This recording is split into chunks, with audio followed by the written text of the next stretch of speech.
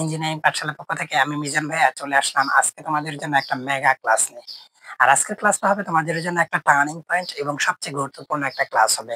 Because আমি যেখান থেকে তোমাদের আজকে ম্যাথ করাবো বা প্রসেসটা করাবো সেটা হচ্ছে মেকানিক্যাল ডিপার্টমেন্টের এই সাবজেক্টের জন্য খুবই ইম্পর্টেন্ট, সেটা হচ্ছে থার্মোডাইনামিক্স। তো তোমাদের জন্য আমি ধারাবাহিক যে আলোচনা করতেছি সেই ধারাবাহিক আলোচনা আজকে হবে তোমাদের ষষ্ঠ পর্ব। তো আমাদের একটা নোটিশ সেটা হচ্ছে দিনের বেলায় হবে আন্দোলন আর রাতের বেলায় হবে আমাদের পড়াশোনা। জাস্ট এই মাইন্ডসেট আপ নিয়ে আমরা আমাদের একাডেমিক প্লাস হচ্ছে ডুয়েট অ্যাডমিশন ও জব প্রিপারেশন কন্টিনিউ করতে হবে। জাস্ট ইন আন্দোলন এটাতেও খুব বেশি একটা বেটার হবে না। আর জাস্ট ইন স্টাডি অ্যান্ড আমরা রাস্তায় নামবো না বা আমাদের আন্দোলন চলমান থাকবে না, এটাও হবে না। আমাদেরকে দুইটাই কম্বিনেশন করে চলতে হবে, দেন আমরা যেন বেটার একটা রেজাল্ট পাই। সো দ্যাট মিন আমরা একটা ভালো পজিশনে আছি।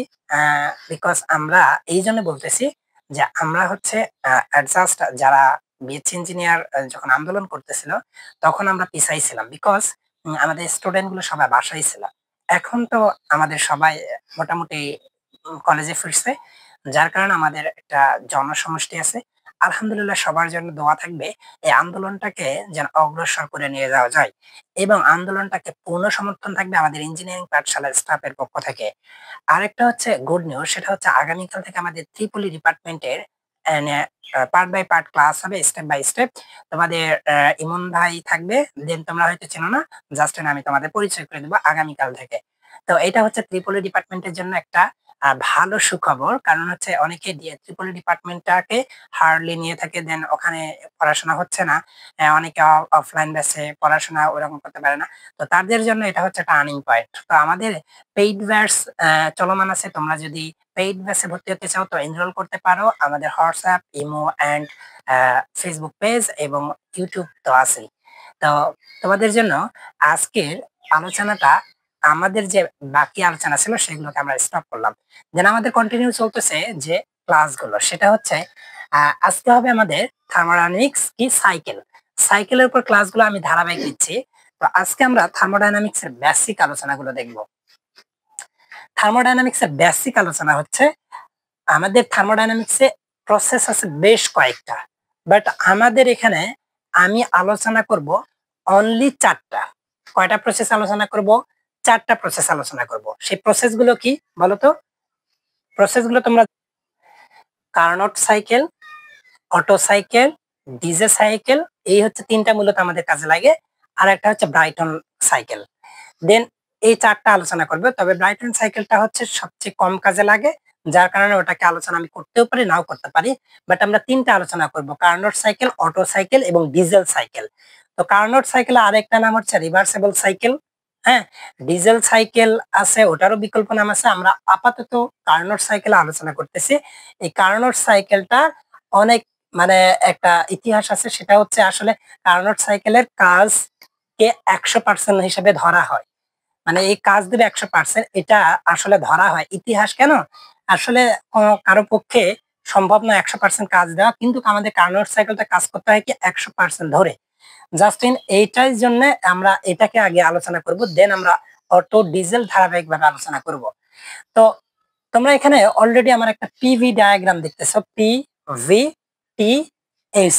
এটা হচ্ছে পিভি ডায়াগ্রাম আর এটা হচ্ছে আমার টিএস ডায়াগ্রাম। তো পিভি ডায়াগ্রামটা কি হয়েছে দেখো তো, এখানে আমার পয়েন্ট আছে, ফিক্সড পয়েন্ট। এই ফিক্সড পয়েন্ট থেকে যখন আমার উপরের দিকে যাব আমি, তখন আমার প্রেসার বাড়বে। দেন আমি রাইট হ্যান্ড সাইডের দিকে যখন চলে আসব, তখন আমার হচ্ছে কি ভেলোসিটি বাড়বে, এটা ভলিউম বাড়বে, সরি। তো এখানে হচ্ছে পি আর ভি হচ্ছে আমাদের পিভি ডায়াগ্রাম। এই পিভি ডায়াগ্রামে এখানে মূলত কি আছে বলতো, একটা পিভি ডায়াগ্রাম অঙ্কন করা হয়েছে। তা আমার স্বাভাবিকভাবে অন্যান্য, আচ্ছা আমি এখান থেকে স্টার্ট করি। আমার পয়েন্টটা হচ্ছে ফিক্সড, এখান থেকে কি হবে, এই যে প্রেসারটা কি হবে আস্তে আস্তে কমতে থাকবে, অর্থাৎ প্রেসার কমে যাওয়াটাকে বলা হয় এক্সপানশন। প্রেসারটা কমে যাবে যখন, এটাকে বলা হবে এক্সপানশন। তো 1 থেকে 2 যখন প্রেসার কমে যাবে, তখন এই যে মানে মেইনলি যে টেম্পারেচার 1 থেকে 2, এটা কি হয়েছে, টেম্পারেচারটা কনস্ট্যান্ট, অর্থাৎ তুমি যদি যখন টেম্পারেচারটা দিবা দেন 1 থেকে এই যে এখান থেকে যত দূর সেম এখান থেকে তত দূর, তার মানে এখানে কি বুঝতেছো যে টেম্পারেচারটা কনস্ট্যান্ট। 1 থেকে 2 এ যখন যাব তখন টেম্পারেচারটা কনস্ট্যান্ট। এই টেম্পারেচার কনস্ট্যান্ট হওয়ার কারণে 1 থেকে 2 এই কনস্ট্যান্ট টেম্পারেচার, এটার আরেকটা নাম হচ্ছে আইসোথার্মাল এক্সপানশন প্রসেস। এক্সপানশন মানে কি, কমিয়ে যাওয়া, সংকুচিত হওয়া। আর হচ্ছে কম্প্রেশন মানে কি, মানে বেড়ে যাওয়া, মানে বৃদ্ধি পাবে। তো এই হচ্ছে আমাদের প্রথম হচ্ছে 1 থেকে 2 পর্যন্ত যে প্রসেসটা, তার হচ্ছে নাম, যে কি প্রসেস হয় সেটা হচ্ছে isothermal expansion process or constant temperature process. এরপরে দেখো দ্বিতীয় নাম্বারটাতে কি আছে, এখানে আমার আসলো, এটা হচ্ছে কি আমার গেল বলতো আইসোথার্মাল প্রসেস বা কনস্ট্যান্ট টেম্পারেচার প্রসেস। এটা আমরা এর আগেও দেখছি, কনস্ট্যান্ট টেম্পারেচার প্রসেস যখন প্রক্রিয়া হয় তখন কি হয়, এই নিচের দিকে আসে, তাই না, নিচের দিকে আসে। অর্থাৎ এই টেম্পারেচারটা হচ্ছে আমরা যখন দেখছি সেটা হচ্ছে কনস্ট্যান্ট টেম্পারেচার স্থির থাকে। তো এই হচ্ছে আমাদের মানে মেইন যে টপিক, এখান থেকে 1 থেকে 2 এটা ঘটছে। বাট 2 থেকে তখন কি হবে, 2 থেকে 3 এখানে দেখো, আমরা তো এটা দেখতেছি পিভি ডায়াগ্রামে যে 2 থেকে 3 আবারও কমে গেছে, তার মানে এক্সপানশন হয়েছে। 1 পয়েন্টে হচ্ছে এক্সপানশন, দেন পয়েন্ট 2 তে আছে এক্সপানশন 2 থেকে 3। আর যখন 2 থেকে 3 এক্সপানশন হয় তখন কি হয়, টেম্পারেচার কমতে থাকে, বাট তুমি যখন কি এই যে মানে এইদিকে যাবে যখন, তখন হচ্ছে এনথালপিটা কি হবে, কনস্ট্যান্ট। এনথালপিটা কি কনস্ট্যান্ট। দেন এইদিকে যখন যাচ্ছ, এখানে যা, এখানেও তাই, এখানেও তাই, এখানেও তাই, এটা বাঁকা হয়নি বা বেড়ে যায়নি, যার কারণে এনথালপি এসটা হচ্ছে কি মানে স্থির বা কনস্ট্যান্ট। বাট এটা হচ্ছে মানে এই যে তাপমাত্রা যেটা ওটা কমতেছে। তো এইটাকে এই জন্য নাম রাখা হয়েছে কি isentropic process or reversible adiabatic expansion process. Mainly মনে রাখবা, উপর থেকে নিচের দিকে যখন নামবে তখন এক্সপানশন, নিচ থেকে উপরের দিকে যখন উঠবে তখন হচ্ছে কম্প্রেশন। দেন এখানে 1 থেকে 2 পর্যন্ত এটা যেটা হবে কনস্ট্যান্ট টেম্পারেচার প্রসেস, আর 2 থেকে 3 এর দিকে নিচে যখন আসবে এটাকে বলা হবে isothermal adiabatic reversible adiabatic process বা আইসেন্ট্রপিক প্রসেস। এটা হচ্ছে 2 থেকে 3, দেন আমি এখানে দিয়ে দিছি। এরপরে 3 থেকে 4 অর্থাৎ 3 to 4 এই অংশে কি হয়েছে, আমাদের ওই এক্সপানশন কম্প্রেশন হয়েছে। কি হয়েছে, কম্প্রেশন যখন হবে তখন এখানে দেখো 3 থেকে 4 আবারও কি টেম্পারেচারটা কি কনস্ট্যান্ট, বিকজ এখানে আমার কি হচ্ছে তাপমাত্রাটা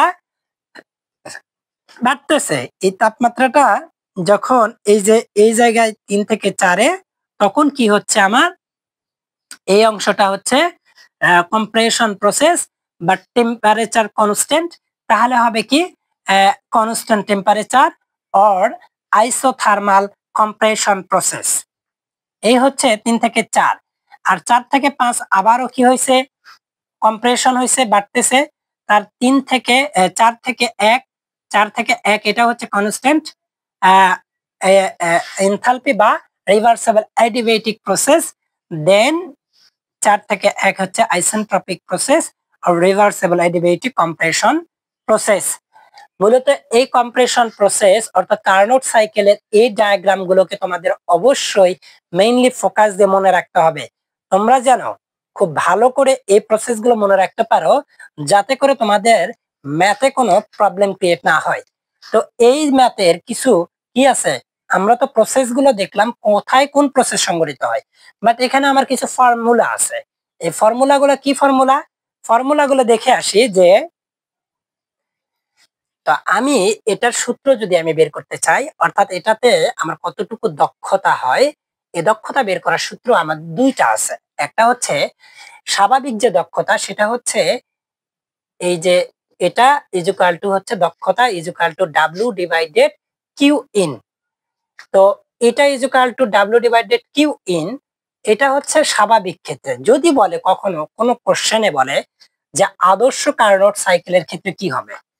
আদর্শ কার্নোট সাইকেলের ক্ষেত্রে তখন হবে টেম্পারেচার, অর্থাৎ সর্বোচ্চ টেম্পারেচার থেকে সর্বনিম্ন টেম্পারেচার কি করতে হবে?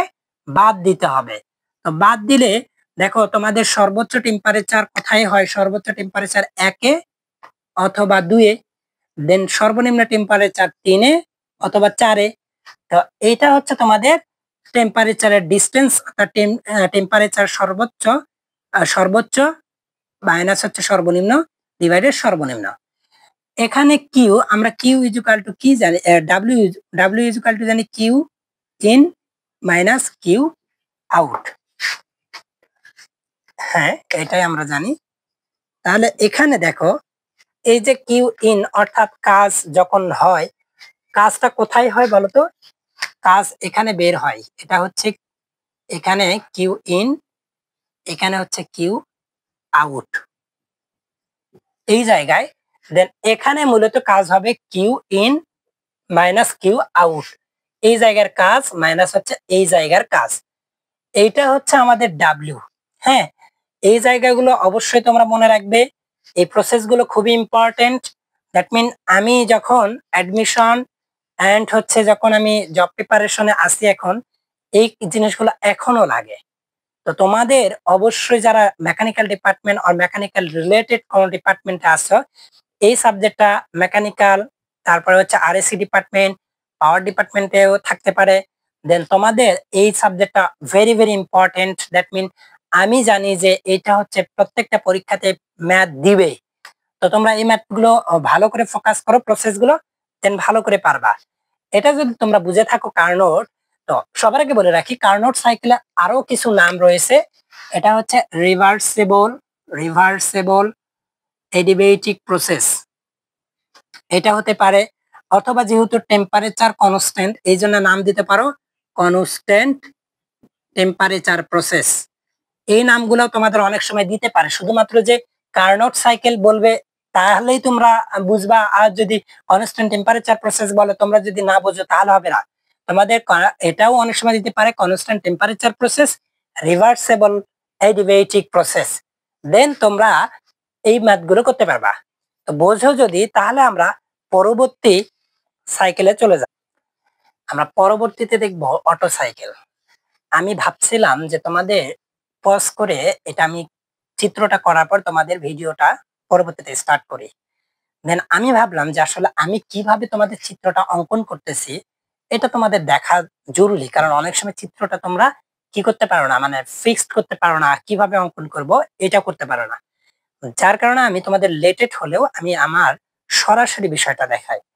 তো যেহেতু অটো সাইকেলে একটা কথা মনে রাখবা যে অটো সাইকেল হচ্ছে উপর থেকে নিচের দিকে আসবে। তো অটো মানে অটোই, একদম রিলেটেড একই দিকে থাকবে, এইরকম এই দিকে সোজা, এখানে সোজা। বাট এটা টানবা কিভাবে? দেন জাস্ট এইভাবে কি করবা, নির্দিষ্ট দূরত্ব নিয়ে টানবা। দূরত্ব যেন ফিক্সড থাকে, কোথাও বাঁকা, কোথাও মানে সোজা, কোথাও এরকম করা যাবে না। অথবা তোমরা এদিক দিয়ে টেনে এরকম এখান থেকে নিয়ে আসে আবার উপরের দিকে নিয়ে যাইতে যাচ্ছ, ইম্পসিবল। দ্যাট মিন এটা কমতেই থাকে, এটা কখনো আবার কমে আবার বাড়া যায় না। যেমন তোমাদের শেষ হওয়ার কথা এখানে, বাট উপরে উঠে গেছে, মানে বাড়তেছে, এটা করা যাবে না। তোমাদের কি করতে হবে, এই পজিশনটা স্টেবল রাখতে হবে। স্টেবল না রাখলে এই জিনিসগুলো তোমাদের ভুল যাবে। সাইকেলটা খুবই ইম্পর্টেন্ট, এই জন্য আমি তোমাদের এই ক্লাসটা শুধুমাত্র সাইকেলই দেখাবো।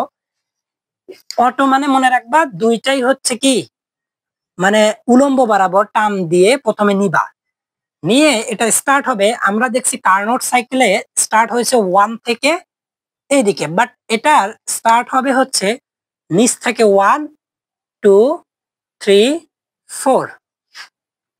আর এই পাশে টিএস ডায়াগ্রামটা সেম কন্ডিশন, এটা নিচের দিকে থাকবে আর এটা হচ্ছে উপরের দিকে। দেন কি করবা, টেনে নিয়ে যাবা। তোমরা ভাবতেছো যে ভাই আর এত সোজা কিভাবে হচ্ছে, আমিও প্র্যাকটিস করছি, বুঝছো? প্র্যাকটিস না করলে কি আর হবে? এখান থেকে 1 শুরু হয়েছে, মানে এখান থেকে 1 2 3 4, এই অংশগুলো তোমাদের জন্য খুবই ইম্পর্টেন্ট, কারণ এই জায়গাগুলো তোমরা অনেকে দাগাতে পারো না। তো হচ্ছে কিউ কোথায় হবে, এক, এই যে এক থেকে এখানে হচ্ছে, আচ্ছা এখানে আমি পরে বুঝাচ্ছি তোমাদের। তো এই জায়গাটা যদি তোমরা বুঝে থাকো, দেন এটা হচ্ছে উপরের দিকে যাচ্ছে, এইদিকে তীর চিহ্ন দিয়ে দিবা, এদিকে দিয়ে দিবা, নিচের দিকে দিয়ে দিবা, নিচের দিকে সেম কন্ডিশন, এটা উপরের দিকে, এইদিকে, এইদিকে, এইদিকে একটা। এখন আমি যদি প্রসেস গুলো করতে যাই, যে 1 থেকে 2 নং, এই যে 1 থেকে 2 নং এ কি হয়েছে, তোমাকে চিত্র দুইটার দিকে লক্ষ্য রাখতে হবে। একটা টিপিএ, পিভি এবং টিএস ডায়াগ্রামে দুটাই দেখতে হবে। পিভি এতে কি হয়েছে, এখানে বাড়তেছে, তার মানে কম্প্রেশন হচ্ছে। কি হচ্ছে, প্রথমে মনে রাখো, এটা হচ্ছে কম্প্রেশন হচ্ছে। কি কম্প্রেশন হচ্ছে, 1 থেকে 2, এটা হচ্ছে কনস্ট্যান্ট টেম্পারেচার প্রসেস। কি হচ্ছে, কনস্ট্যান্ট এডিবেটিক প্রসেস। এডিবেটিক প্রসেস, এটা কি কনস্ট্যান্ট, তাই না? যেখানে যাও এই যে এই পয়েন্টে মিলিত হবে, তাই না? তো এটা হচ্ছে কনস্ট্যান্ট অথবা isentropic process.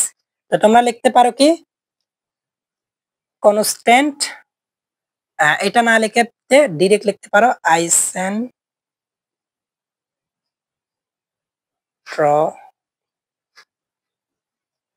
Isentropic process,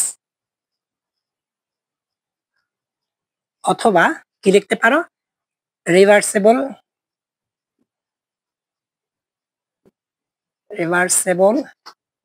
adiabatic compression process.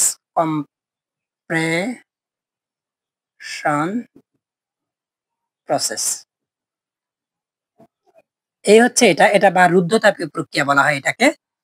এটা হচ্ছে আমার 1 নাম্বার কন্ডিশনে ঘটবে। আশা করি তোমরা এই জায়গাটা বুঝতে পারছো। তারপরে হচ্ছে 2 থেকে 3 এ কি হয়েছে বলতো, 2 থেকে 3 এ কি ঘটছে, 2 থেকে 3 এ দেখো এই যে ভলিউমটা, এটা হচ্ছে কনস্ট্যান্ট। এই জায়গাটা কি হচ্ছে, এদিকে যখন যাচ্ছি আমি কনস্ট্যান্ট পাচ্ছি একই। তার মানে এই 2 থেকে 3 এ কি তাপমাত্রা বাড়তেছে, কি হচ্ছে, তাপমাত্রা বাড়তেছে, বাট ভলিউমটা স্থির আছে। কি আছে, ভলিউমটা স্থির আছে।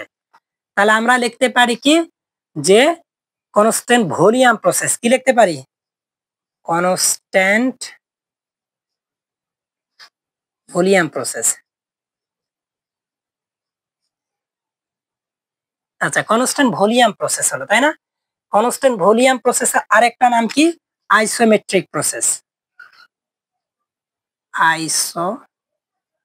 Isometric process, isometric process. Generally এই বিষয়গুলো মনে রাখবা খুব ভালো করে। দেন 3 থেকে 4 কি হয়েছে বলতো, 3 থেকে 4 এই অংশে এক্সপানশন হয়েছে। কি হয়েছে, এক্সপানশন, মানে উপর থেকে নিচের দিকে আসতেছে। এক্সপানশন যখন হয়, তখন এই যে এই দিকে যাব, আমি কোথায় যাব, এই দিকে যখন যাব, এটা তো বাড়তেছে। এখানে যা ছিল, মানে 3 থেকে 4 এখানে যা ছিল, মানে উপরের দিকে যাবা, এটা এখানে পাবা, এইখানে পাবা, মানে বাড়তেছে বা কমতেছে। আর এই দিকে যখন যাবা, তখন তুমি যদি এটাকে টেনে নিয়ে আসো, দেন এখানেও যা পাবা, এখানেও তাই পাবা, এখানেও তাই পাবা। তার মানে এটা হচ্ছে কনস্ট্যান্ট। তো এটা হচ্ছে কনস্ট্যান্ট কি, এডিবেটিক রিভার্সেবল, বাট এটা হচ্ছে এক্সপানশন, কমতেছে। তাহলে এখানে লিখবো কি, সেম কন্ডিশন, উপরের অংশ আইসেন্ট্রপিক প্রসেস, অথবা কি লিখবে, রিভার্সেবল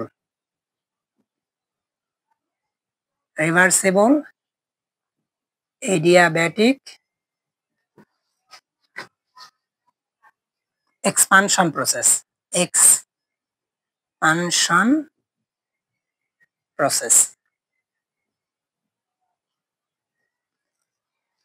তারপরে দেখো বলছে কি, 4 থেকে 1 প্রসেস হচ্ছে কত, 4 থেকে 1, 4 থেকে 1 এখানে কি হচ্ছে, ওই সেম কন্ডিশন, কনস্ট্যান্ট কি, ভলিউম প্রসেস।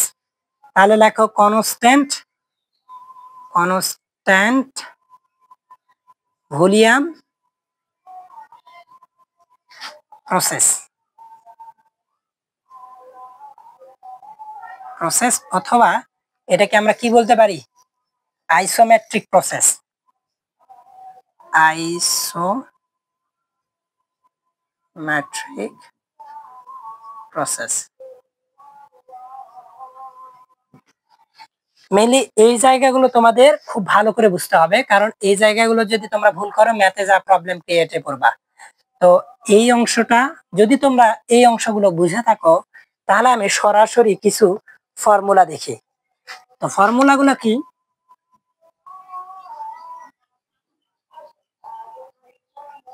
ফর্মুলাগুলো দেখবে, তোমাদের ফর্মুলাগুলো কিন্তু খুব ইম্পর্টেন্ট। তোমরা কার্নোট সাইকেলে যেগুলো দেখছো সেগুলো বাদে আমাদের কি হবে এখন, অটো সাইকেলের ফর্মুলা। আচ্ছা তোমরা এখন দেখো এখানে আমি কিছু ফর্মুলা অলরেডি করে রাখলাম। সেটা হচ্ছে এই যে আর সি, আর দ্বারা হচ্ছে রেশিও, সি দ্বারা হচ্ছে কম্প্রেশন। তো এইটা হচ্ছে আর সি দ্বারা বোঝা হয় কম্প্রেশন রেশিও।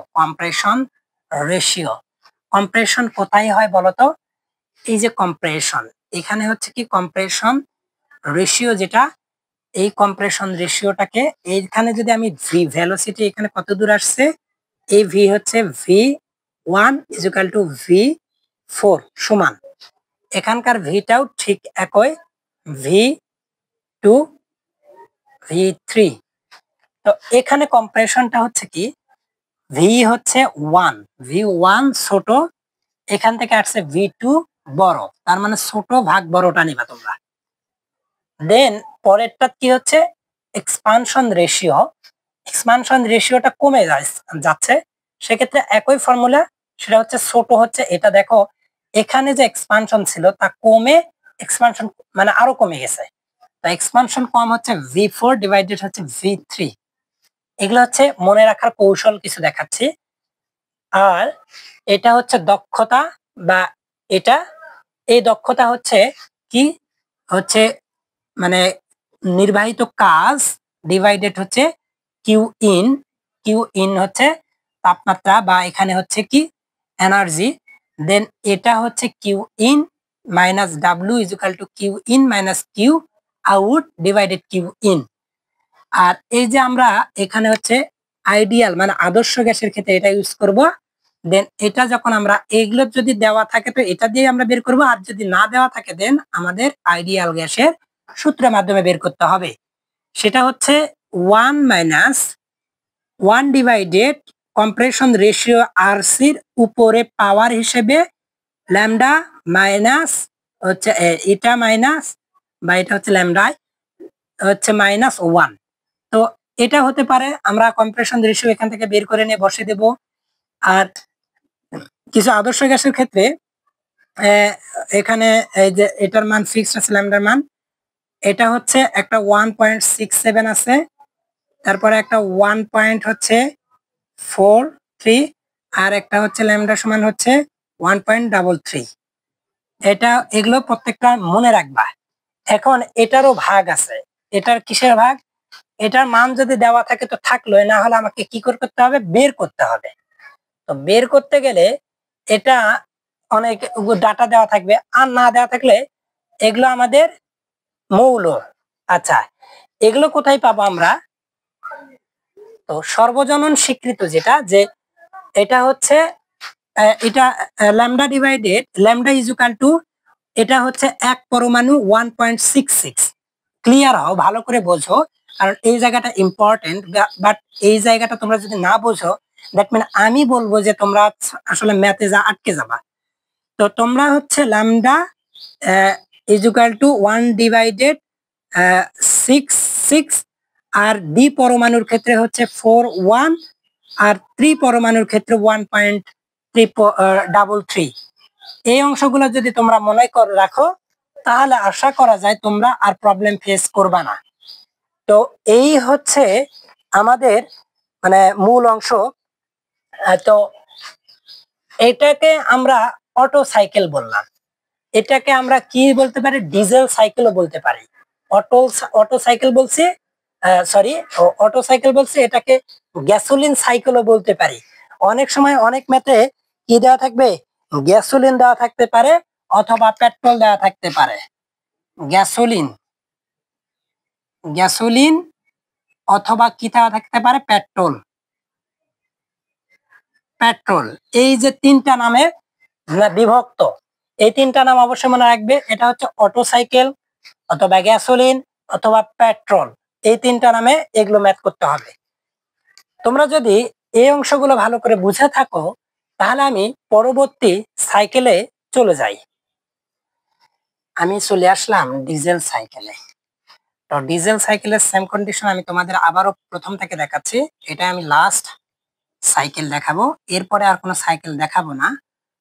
তো এরপরে ব্রাইটন এটা লাগবে না, বাট আমাদের ডিজেল এগুলো হচ্ছে ইম্পর্টেন্ট। দেন এরপরে আর কোনো কিছু খুব বেশি লাগে না। অতএব আমাদের আগের যে সকল প্রসেস ছিল সব সেম কন্ডিশন। ডিজেলের ক্ষেত্রে আমি কি করছিলাম, দুইটা টান দিছিলাম, মানে এইরকম দিছিলাম, এইরকম দিছিলাম। বাট এই নিচেরটা এরকমই থাকবে, কিন্তু এটা শুধুমাত্র ডিজেলের ডুয়েল, মানে দুইটা পদ্ধতি। দেন কি করবা, এরকম টেনে দিবা। এর মাঝখানের যে ইয়াটা, এই যে পুরুত্বটা, এটা যেন কি থাকে, সমান থাকে। এটা কি থাকবে, সমান থাকবে। তো এখানে আমি ধরবো 1, এখানে ধরবো 2, এখানে 3, এখানে হচ্ছে 4। আর আগের যে প্রসেসের যে সিস্টেম ছিল সেম কন্ডিশন এটার ক্ষেত্রেও হবে। এটা হচ্ছে 1, 2, 3, 4। দ্যাট মিন আমি তোমাদের এই জায়গাগুলো বোঝাতে পারছি যে এটা হচ্ছে উপরের দিকে, এটা, এটা, এটা, এই অংশ, এই অংশ, এই অংশ, এই হচ্ছে আমাদের বিষয়।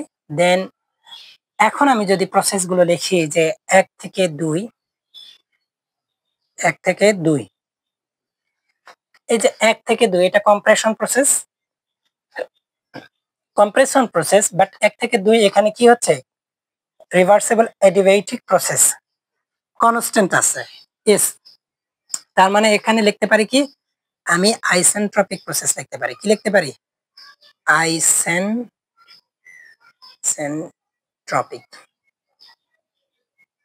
Isentropic process. অথবা কি লিখতে পারি, হচ্ছে reversible, reversible adiabatic compression process,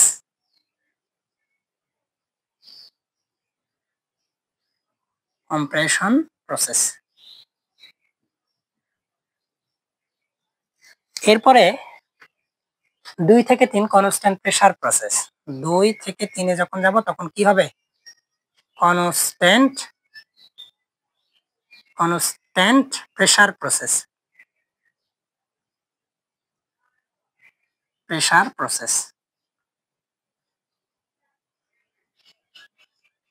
আচ্ছা, কনস্ট্যান্ট প্রেসার প্রসেস। তো কনস্ট্যান্ট প্রেসার, প্রেসার প্রসেসের আরেক আইসোবারিক প্রসেস কি হবে, isobaric process, isobaric process, process. তারপরে হচ্ছে 3 থেকে 4, এগুলো তোমরা এখন পারবা, বিকজ প্রথমটা আমরা খুব ভালো করে যদি বুঝে থাকি এখানে আর সমস্যা হবে না।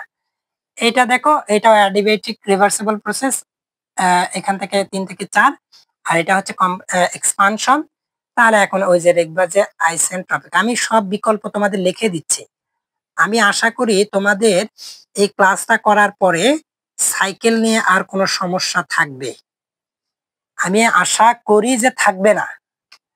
কারণ এগুলো তোমরা যেভাবে করতেছো এর চেয়ে ভালো করে খুব বেশি কোথাও পাবে আমার মনে হয় না। অ্যাডিয়াবেটিক কি হবে, expansion process, expansion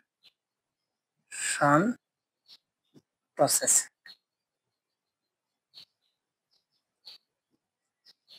expansion process. Then এখানে হচ্ছে কি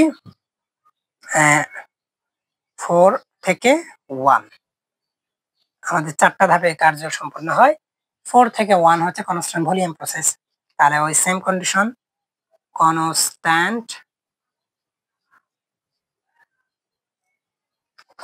কনস্ট্যান্ট ভলিউম প্রসেস এটা হবে volume process, constant volume process. Constant volume প্রসেসের আরেকটা নাম হচ্ছে কি আইসোমেট্রিক প্রসেস, আইসোমেট্রিক প্রসেস। তো আইসোমেট্রিক প্রসেসের গেল। তো এই অংশগুলো তোমাদের অবশ্যই মাস্ট বি খুব ভালো করে ধারণা থাকতে হবে। তোমরা যদি ভালো ধারণা না রাখো তাহলে তোমাদের কি হবে, ম্যাথের ক্ষেত্রে যা প্রবলেম ফেস করবা। তো এখন আমি তোমাদের এই প্রসেসের কি দেখাবো, ফর্মুলাগুলো দেখাবো।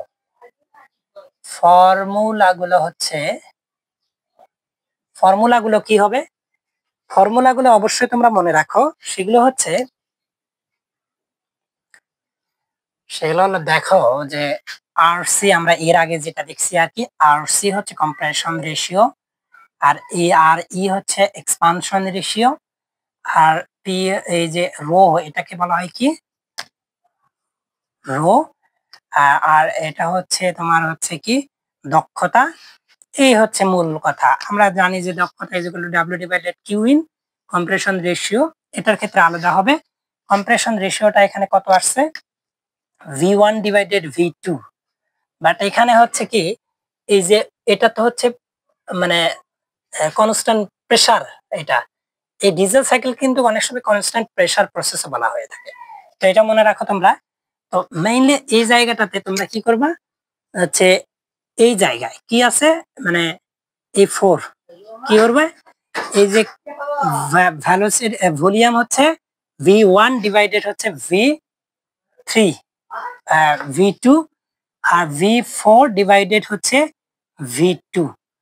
এই জায়গায় কিন্তু কোনো মানে হচ্ছে না, কম্প্রেশন বা এক্সপানশন হচ্ছে না, বাট হচ্ছে 2 থেকে 3 পর্যন্ত একই ছিল। আমি 2 থেকে 3 ধরতে পারতাম বা 2 ওই একই কন্ডিশন, দেন 4 ভাগ হচ্ছে ভি কত, এখানে দেখো তোমরা একই পাবা।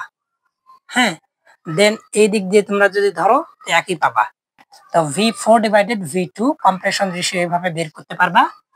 তারপরে হচ্ছে এখানে হচ্ছে এক্সপানশন রেশিও যে V4, এই জায়গাটাতে আমার এক্সপানশন হয়, এক্সপানশন এই জায়গাতে হয়, তাহলে V4 ডিভাইডেড হচ্ছে V3 অথবা V1, এই যে V1 ডিভাইডেড হচ্ছে V3। মানে এক কথায় শেষ। এই দুই প্রান্ত নিয়ে আমরা প্রথমে হচ্ছে কি এই দুই প্রান্ত দিয়ে কাজ করব। V1 divided V3, V2 V4 divided V3, V1 divided V3, আর এখানে 2 হচ্ছে কনস্ট্যান্ট, হচ্ছে V1 ডিভাইডেড V2 আর 4 ডিভাইডেড V2। এই হচ্ছে মূল বিষয়। মানে এখানে যদি এটা মনে রাখো তাহলে কম্প্রেশন এবং এক্সপানশন দুইটা কমপ্লিট হবে। দেন রো, এই যে এটা এই যে মূলত এটাকে বলা হয় মূলত কাট অফ রেশিও। এই যে রো এটাকে বলা হয় কাট অফ রেশিও। রেশিওটার সূত্র হচ্ছে দুই ভাবে বের করা যায়। একটা হচ্ছে volume V3 divided V2, V3 divided হচ্ছে V2, এটার হচ্ছে ভলিউম, আর এই জায়গা তো ভলিউম হচ্ছে কনস্ট্যান্ট, বাট এই জায়গা হচ্ছে V2, এইদিকে যদি যায় এটা V3। এই দুইটার হচ্ছে আমার হচ্ছে রেশিও। এই রেশিওটাকে রো দ্বারা প্রকাশ করা হয়, কাট অফ রেশিও। এই রেশিওটা হচ্ছে V3 ডিভাইডেড V4 এটা, অথবা অনেক সময় পার্সেন্টেজে দেওয়া থাকে কাট অফ রেশিও। তখন হচ্ছে এই যে কম্প্রেশন রেশিও আর এর মান পাবো আমরা, এই আর এর মানটা বসাই, এখান থেকে পাইলে এখানে বসাই, এখানে বসে এই যে এক্স এর মান পাওয়া দেওয়া যদি থাকে পার্সেন্টেজে বসালে মানটা চলে আসবে। দক্ষতা, যে কোনো দক্ষতা, দেন এটা হচ্ছে আইডিয়াল দক্ষতা বা আদর্শ গ্যাসের ক্ষেত্রে। দেন আমরা এর আগে কি দেখলাম, অটো সাইকেলের ক্ষেত্রে জাস্ট এই অংশটা ছিল, বা ডিজেলের ক্ষেত্রে এই অংশটা অতিরিক্ত হলো রো গামা, রোর উপর পাওয়ার হচ্ছে গামা, আর রো মাইনাস হচ্ছে 1 ডিভাইডেড গামা রো মাইনাস হচ্ছে 1। এই সেকশনটা তোমরা ভালো করে দেখবা। দেন পরিশেষে কিন্তু আমাদের ম্যাক্সিমাম এগুলোই বের করতে হয়, যে দক্ষতা, আদর্শ কাজের দক্ষতা, এটা বের করতে হবে। তো আজকের এই পার্টের যে আলোচনাগুলো হলো তোমাদের জন্য খুবই খুবই ইম্পর্টেন্ট। তোমরা আশা করি এই ক্লাসটাতে অনেক বেশি উপকৃত হবে। নেক্সটে তোমাদের জন্য ম্যাথ রিলেটেড একটা ক্লাস নিয়ে চলে আসবো। তো আজকের মতো এই পর্যন্তই। ইঞ্জিনিয়ারিং পাঠশালার সঙ্গে থাকো। আর আমি মিজান ভাইয়া চলে আসবো তোমাদের নতুন পার্ট নিয়ে। সে পর্যন্ত ভালো থাকো, সুস্থ থাকো। আল্লাহ হাফেজ।